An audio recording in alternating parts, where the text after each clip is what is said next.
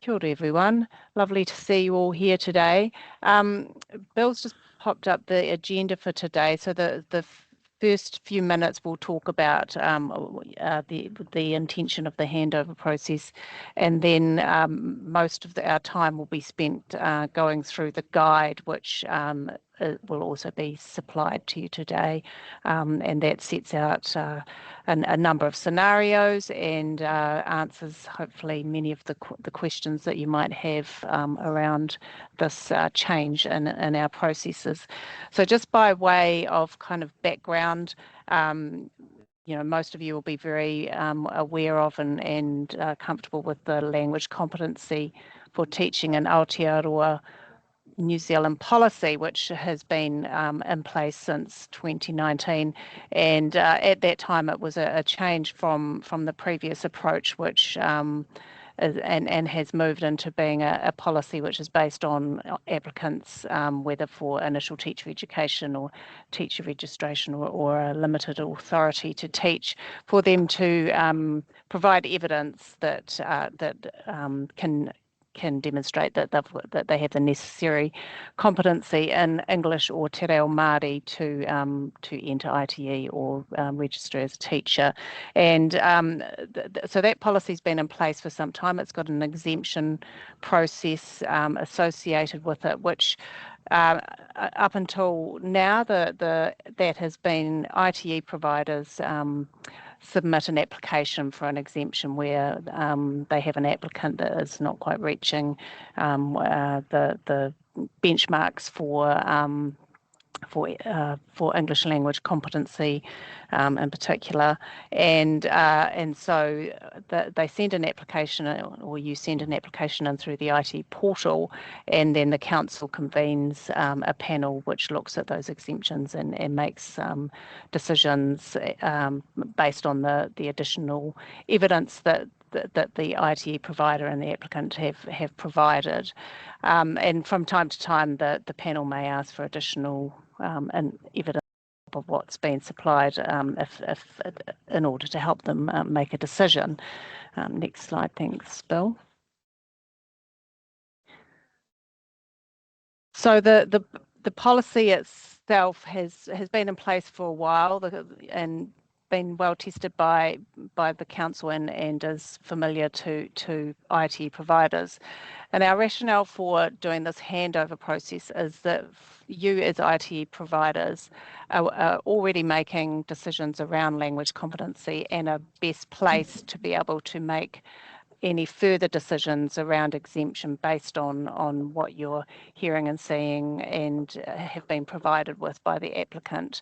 And so we're of the view that it's timely now, given that the policy has had a chance to bed in, to be able to shift that responsibility to you as providers to continue making the high quality decisions that you make about other aspects of the application process.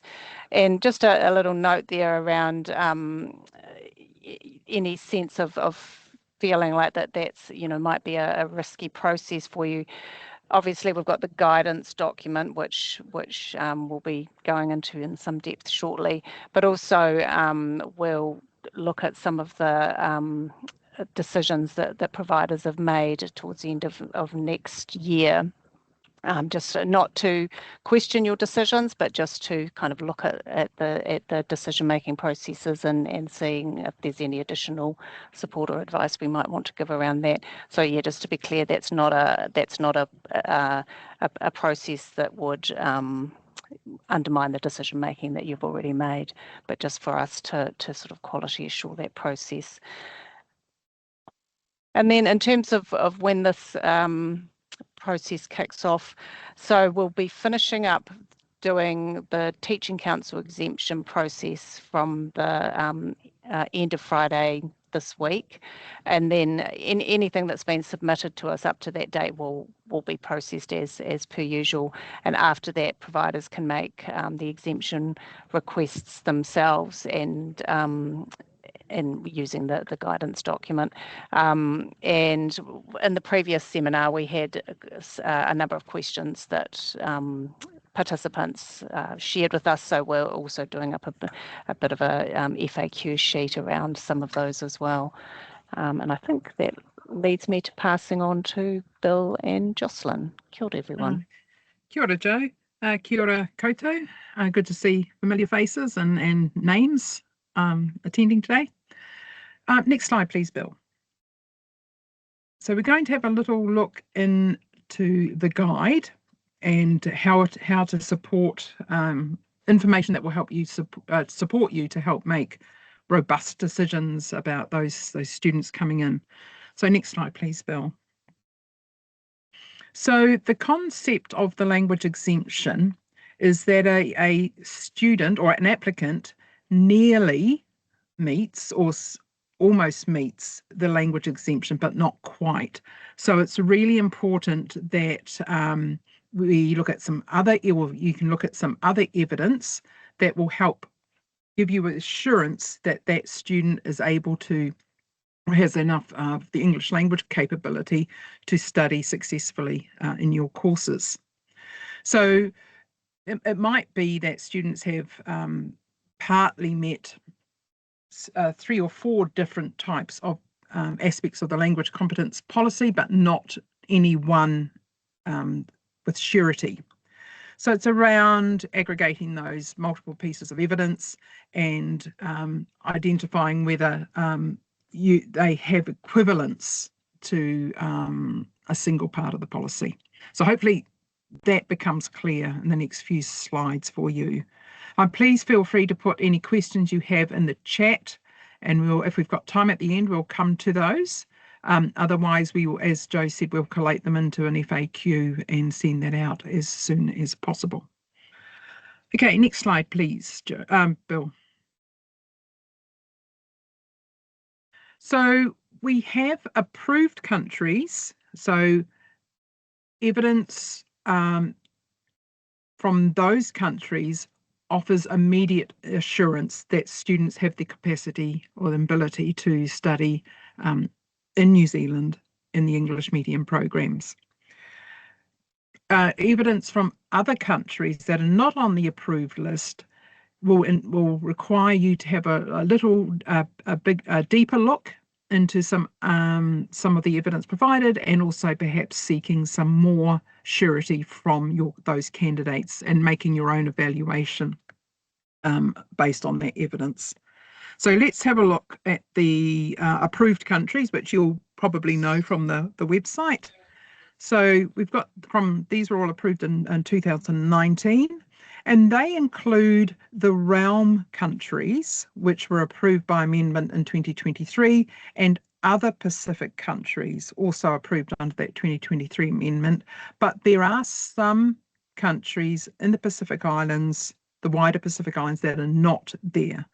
For example, New Guinea, the Solomons. So it's not a blanket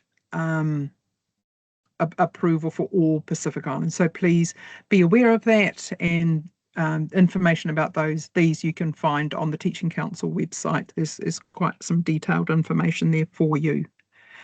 Next slide, please, Bill. So when you're looking at evaluating overseas qualifications, the IQA, International Qualification Assessments through NZQA are there.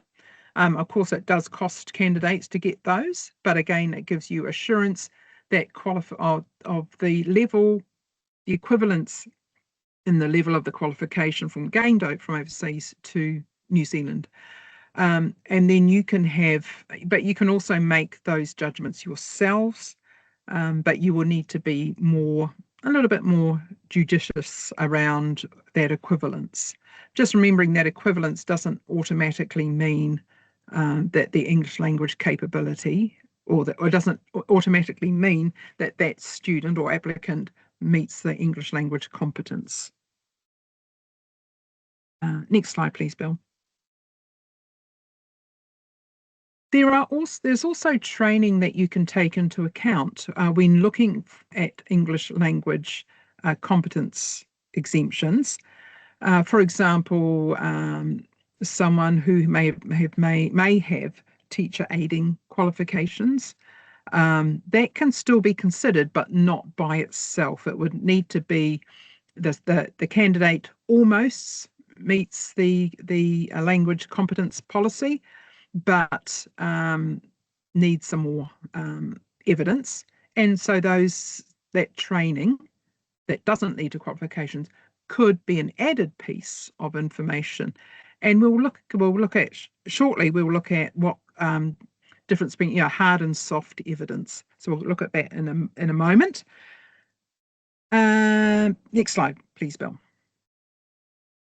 So this is what I'm talking about, hard and soft. So quantitative, which is clear, IELTS, other language tests that candidate can produce. So hard evidence is what we're looking at there. Soft evidence is much more qualitative and needs to be taken, can sort of top up an exemption, but can't be taken by itself. And you can see there can be combinations of hard and soft evidence, but you wouldn't want to base an exemption purely on the soft evidence. So what does that look like?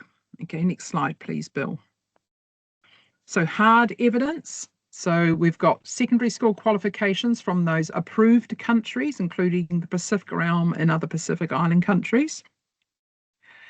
Place in years of schooling, both primary and secondary, the successful tertiary education, qualifications at level 7 or above, and language tests, including the partially passed or recently expired, language tests as well.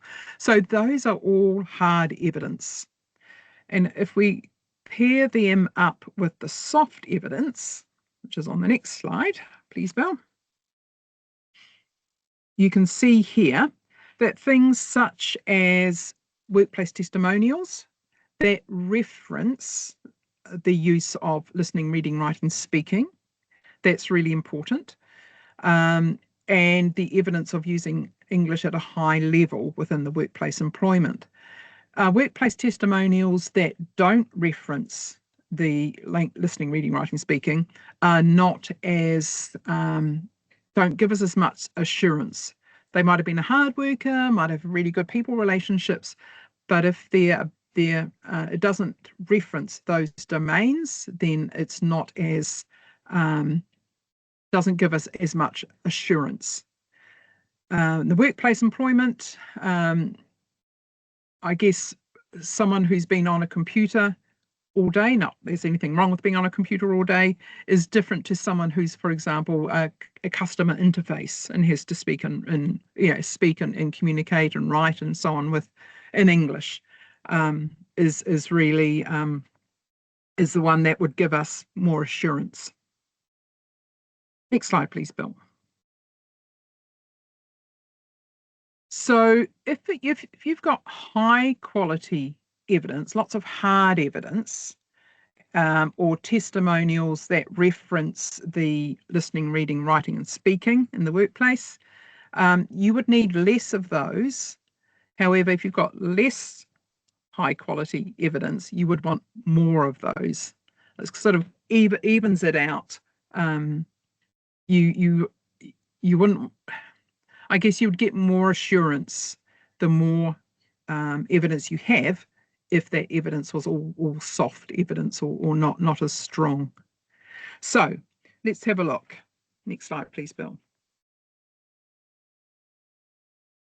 The workplace. Okay.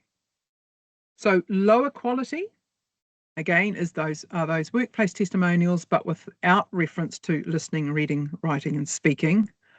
Or they might have been living in New Zealand or in a country from that approved countries list for extended years, but that doesn't necessarily mean that they've been communicating in English.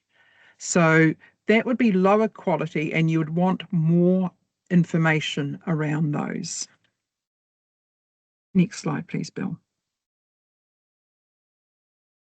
Higher quality combinations. So here we've got two examples of hard evidence haven't met the English language competence policy by themselves, but in combination could be considered.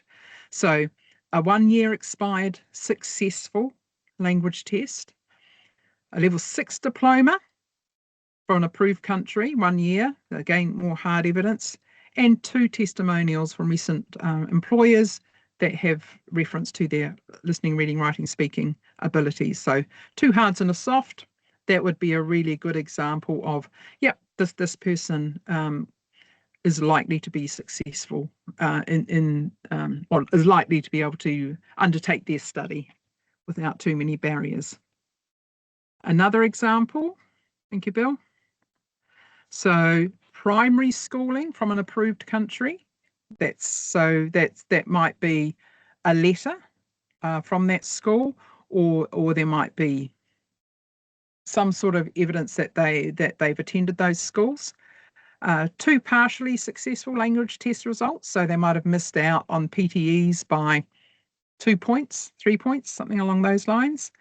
And again, another testimonial that has references listening, reading, writing, and speaking. So again, 2 hards and a soft. Yep, that should give you assurance that that student would be okay.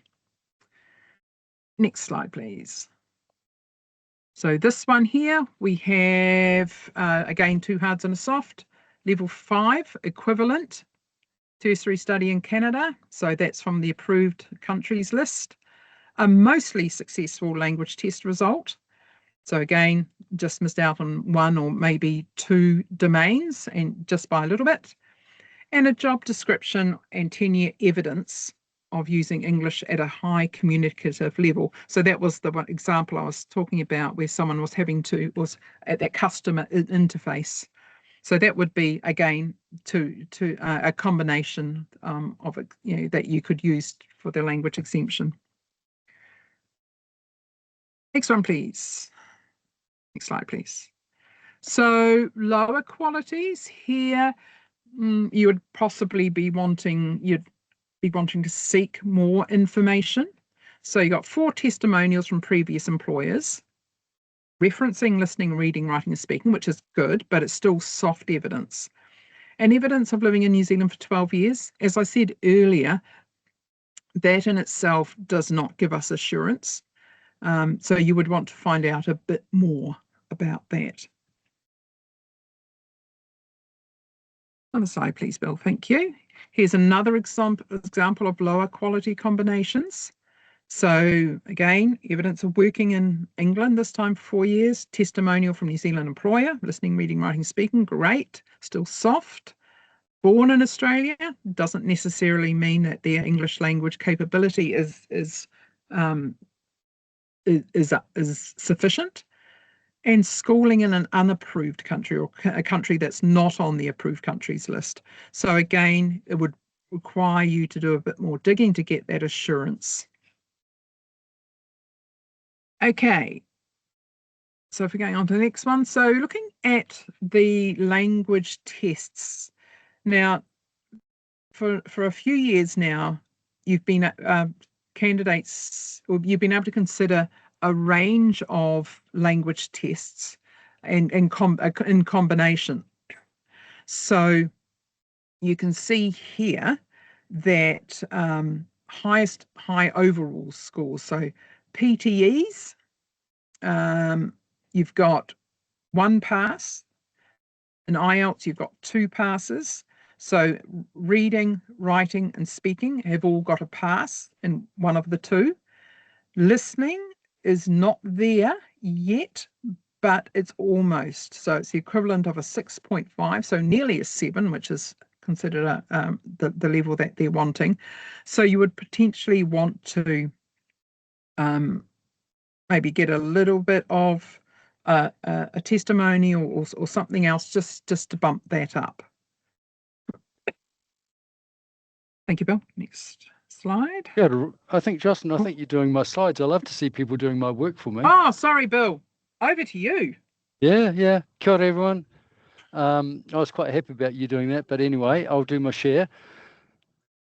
So carrying on in the same vein, this would be an example where there are low overall scores, and you can see here the PTE pass is only marginally high in writing there, 74 versus 73 pass. This is the new scoring. You can see the IELTS scores are only just clearing the bar there, and the listening is significant fails for both tests. So in comparison to the previous one that Jocelyn was talking about, this example has got low overall scores versus the last one, which had high overall scores. So this will need more top up to give the assurance that you need. And what's coming up soon is we're going to move through into some case studies where we'll get you to actually have a crack at some of these by yourselves and just test yourselves. So just as the council did, and what you're seeing here, the process that we're describing is the process that the council exemption panel has essentially used ourselves. So we're not asking you to do anything that we haven't already done. So we, when we were doing exemptions for language, we're inviting you to also use recently expired language tests with discrimination. So you can see here these tests on the left-hand side, January 2022, October 22, November 2020. So they're significantly out of date, expired, well over that 2-year mark.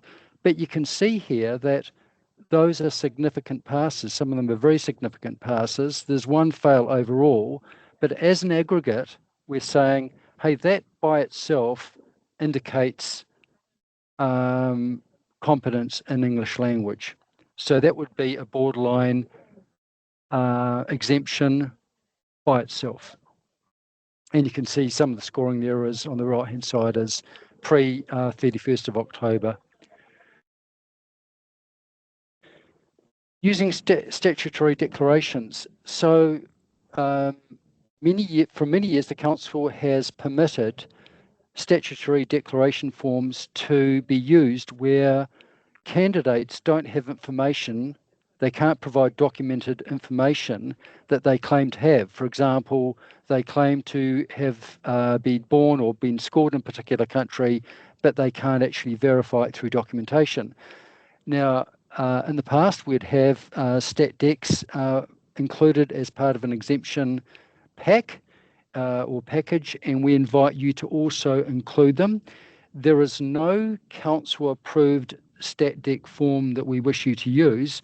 We invite you to use the government stat deck template. That will be linked for you in the actual guide, and the guide is coming to you in a moment.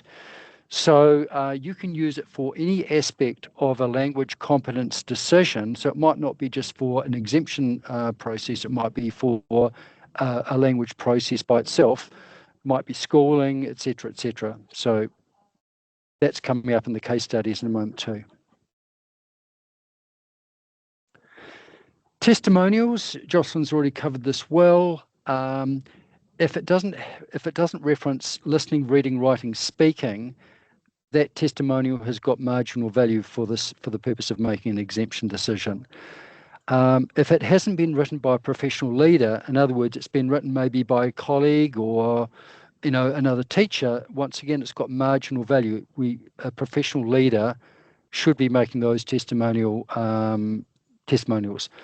Is it on letterhead or is it just on plain paper? Letterhead is obviously desirable for obvious reasons. If the testimonial comes from a person working from within an approved country, it has greater credibility. A non-approved country, you'll have to think harder about what does this testimonial tell us. And of course, are there any possible conflict of interest complications for a testimonial coming from this person for this candidate? Once again, you know these things, so we're not asking you to do something you're not familiar with.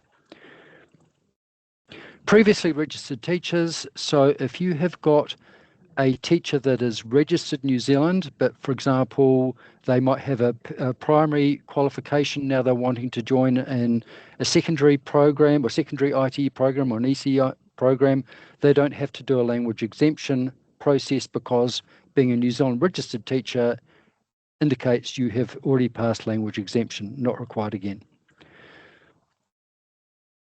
Now, we're coming to some exemption case examples, and just before we do that, we're going to put the guide in the chat for you. So this links you to the council website. This is, we've had an earlier webinar 10 days ago, and we've slightly updated the guide with a dot here and a couple of things here and there. So this is a slightly different document, and the old link no longer works. So it's essentially the same guide. So you can use that. You won't be getting, it won't be possible for you to get a copy of these slides that you're seeing, but the guide and the slides are the same, one and the same. And following this, we'll be issuing a copy of this recording to all ITE providers. So you will have a copy of us talking through the slides. Exemption case examples. Here, put yourself to the test, see how you go, and we'll give you the answers after 10 or 15 seconds. So here's the first candidate. They've got a 1.5-year master's degree face-to-face from the United Kingdom, which their IQA says that was at level 9. Would you regard that as being sufficient exemption evidence by itself? Give you 10 seconds to think that through.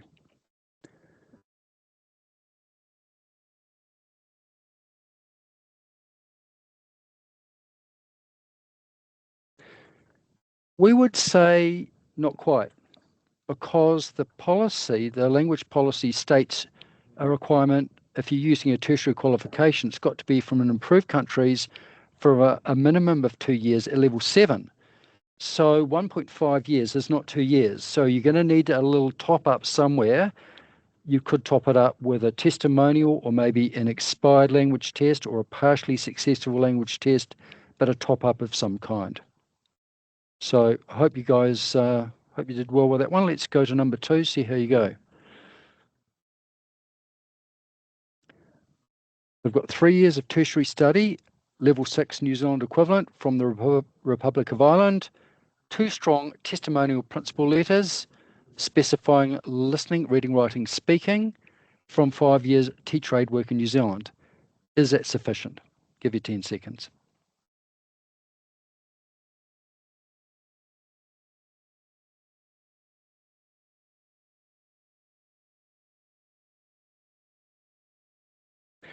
So if the council was performing this, we'd say, hey, yep, that's there.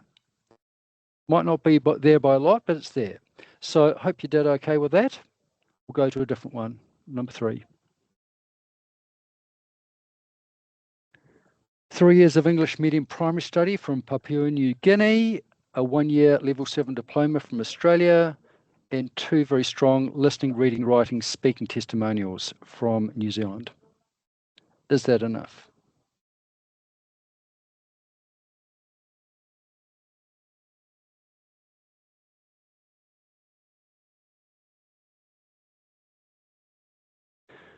Okay, so the complication with the schooling from Papua New Guinea is that it's not an approved country, so you'd actually have to look deeply. You don't have that immediate assurance that Jocelyn talked about, so you'd have to have a look at that. That 1 year of tertiary study, level 7, it's 1 year versus 2 years that the policy talks about. So you could say that that's a borderline valid exemption case depending on the quality of that primary schooling. So was it English medium? How do you know what was the assurance from that school? Go to number 4. This candidate has got 2 years English medium master's qualification, level 9 equivalent, awarded by a British university, studied entirely in Sri Lanka, and also has got all years of English medium primary schooling in Canada. Is that enough?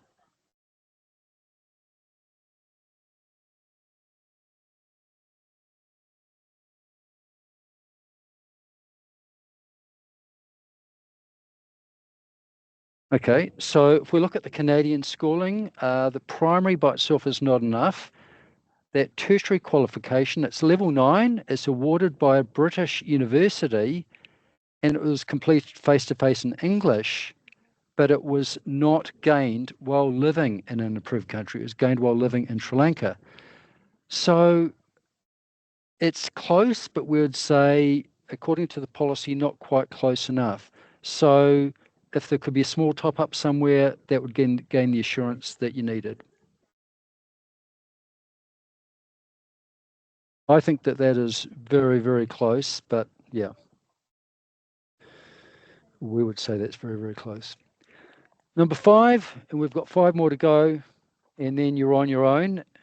Number 5, 2 years primary schooling in South Africa, evidence of English medium instruction. 2 years secondary schooling, Northern Ireland. 1 year level 5, New Zealand equivalent from Wales, and a testimonial talking about their integrity.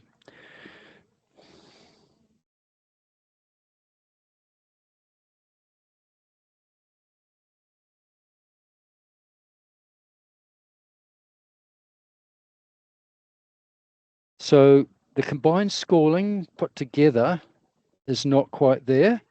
The tertiary study is from an approved country, but it's not close to that level 7 for 2 years. That testimonial has got negligible value because it makes no reference to listening, reading, writing, speaking. It's talking about the person's character. So you'd top it up somehow. So you could maybe talk to the provider of the testimonial and say, can you tell us more about that candidate's listening, reading, writing, speaking, or maybe there's an expired test somewhere or something like that. So once again, close, but a little bit more is required. Number 6. Very recent IELTS academic tests, 8.5, 8.5, 6.5, and 8. Is that enough?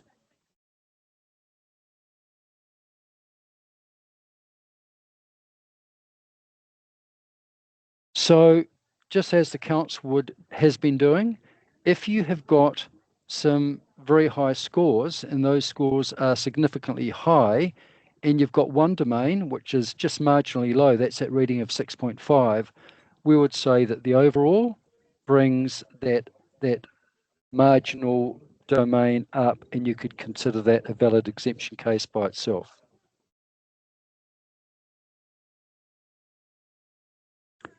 Another exemption case involving language tests. So it's a recent PTE, and you've got to remember that there are the PTE scores that take effect on 31 October onwards.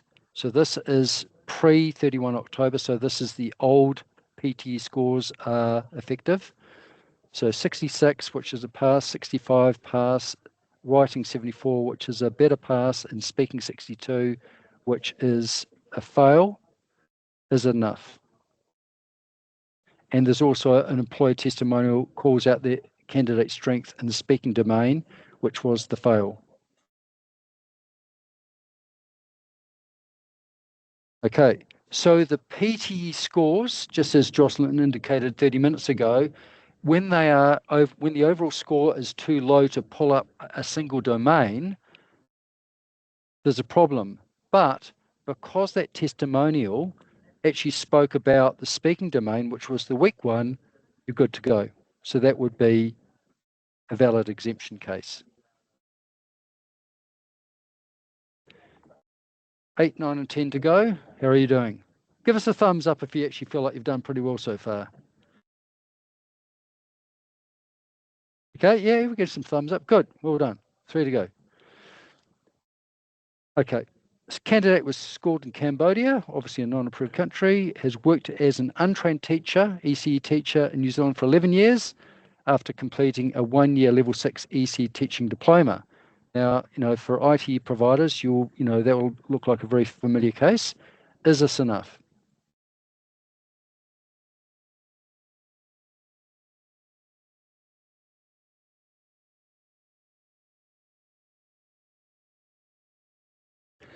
Okay, so all those 11 years of ECE teaching, untrained teaching in New Zealand, unless the employer, a professional leader, can testify to the listening, reading, writing, and speaking employed by the candidate during those years, that employment counts for little. So that, if those testimonials are there in combination with that level 6 1 year, you'd be good to go. 9 and 10 to go. This candidate has a PhD from Pakistan, has worked there as a teacher of English across 3 schools, hold multiple testimonials from those employers in relation to strengths in listening, reading, writing, speaking. Is that enough?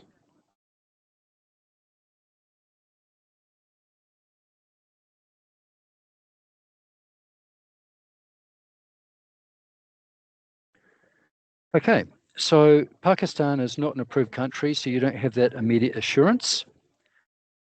The testimonials, once again, are not from an approved country, so you don't have that immediate assurance. So this would be a case where the provider, if they looked into it deeply, could consider an exemption approach, but possibly after you looked into it, you might say, no, I'm sorry, we can't give this candidate the exemption. So this is very much a grey one. Last one. This candidate has all primary, secondary schooling in Tonga. The school and school records were later destroyed by cyclone. School did not reopen, and the candidate cannot supply documentation to verify the schooling. What are you going to do?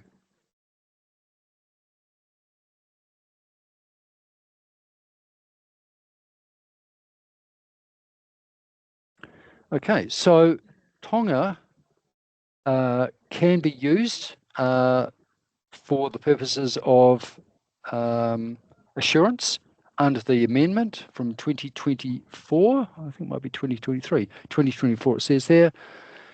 But you'll have to have a statutory declaration from the candidate to state that they did have the schooling in that school that was destroyed and that the instruction was in English. So once again, you're good to go if you've got a stat dec. So this last slide, almost last slide, makes reference to something that we talked about earlier. So there's a new policy which was enacted on 1st of October, but becomes effective from 31 October for 2 tests, which are Pearson, PTE, and the TOEFL.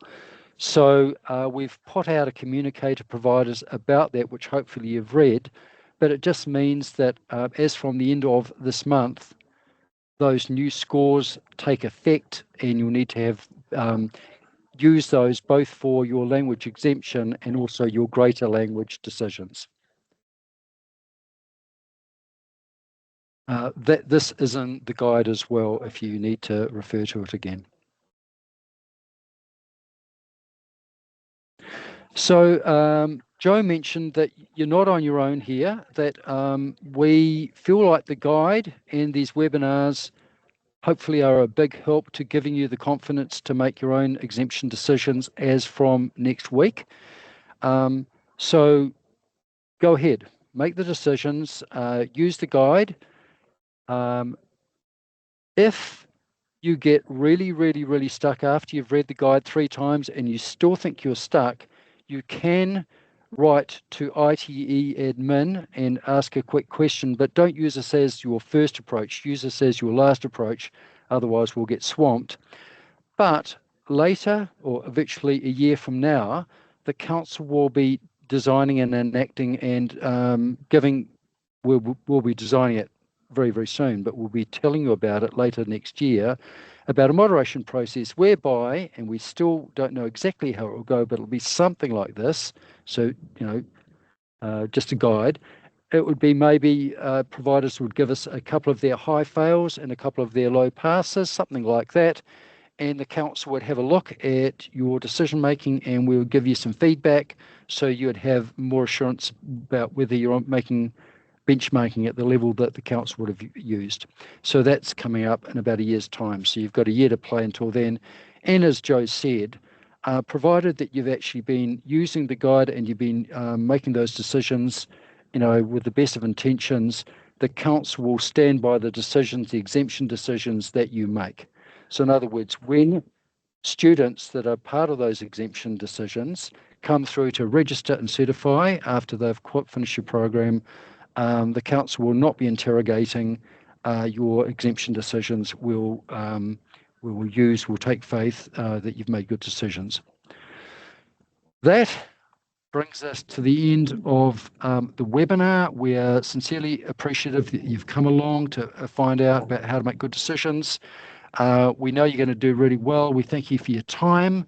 We've talked about that. And we'll close with the karakia and send you on your way. Ko e, ki ronga, ko e, ki raro, e rongo whakairehia ki runga ki a tina. Tina, humie, kui tai ki e. Thank you, whānau. Go well. Best of luck with those decisions.